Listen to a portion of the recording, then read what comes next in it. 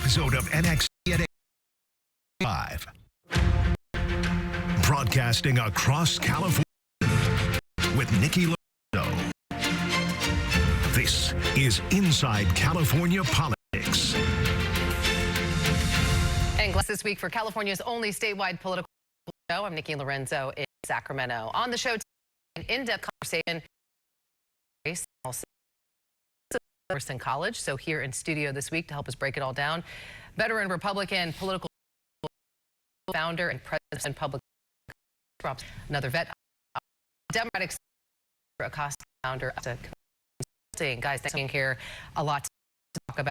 Before we get to the point, I want to start with Democrats who have announced this last time we spoke, Eric Swalwell and Tom Steyer at the table. Thoughts in the race and their strategies so far? I think just multiple times if you want to run for season, and I think there's still other people contemplating it. So their strategy, one guy wrote $1 million is up on TV, and their Swalwell is doing media, and I think people are questioning.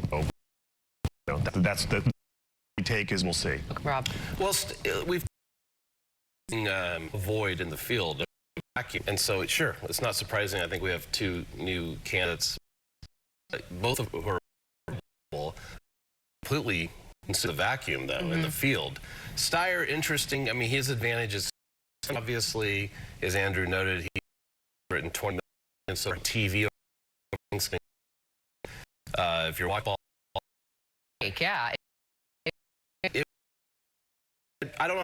Planning with voters. He's vanity. Family together to watch for Thanksgiving. And he's just kind of an angry old man. However, I think he's positioning himself outsider to Sacramento, running against Sacramento, which I haven't seen anyone can't do that yet. Also a little, but he's talking shaking up Sacramento. I think that message lands, whether he's in jerk or it, we'll be seen.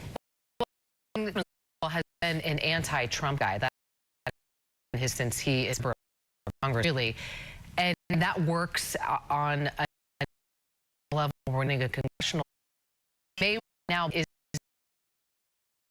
for someone to be running for California, have affordability issues, but and like you said, people kind of about so being a thing, and I heard been campaigns. So they taken the Trump. I think what you saw was Bill who led fall.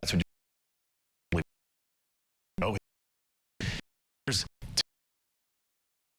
10 minutes ago, 55 million who were looking. That's the time I think the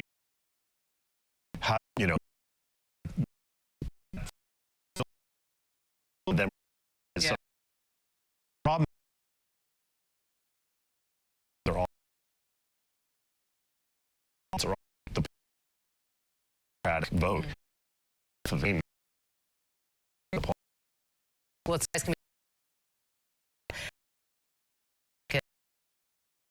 this and elect a Republican statewide, and then you have to them on the agenda. But again, Chad so well at 12 and 12 quarter, and you have Veros stock not moving there. So Rob, will give the question to you. When you look at this, there's not what do you think? Well, who has awareness with voters? It is a Swalwell with his anti-Trump effort. Sure, he entered somewhere. MSNBC for sure. People that follow him on social media. Numbers. All are always bumping. I think he's even down a couple. The last split that Emerson did. They're all going to hang in there in these low teens until advertising. Steyer. So this poll was taken after rants, and there's no yet. That it wasn't long enough or sustained enough yet. It'll be if Spencer number, can he lift up in the double digits?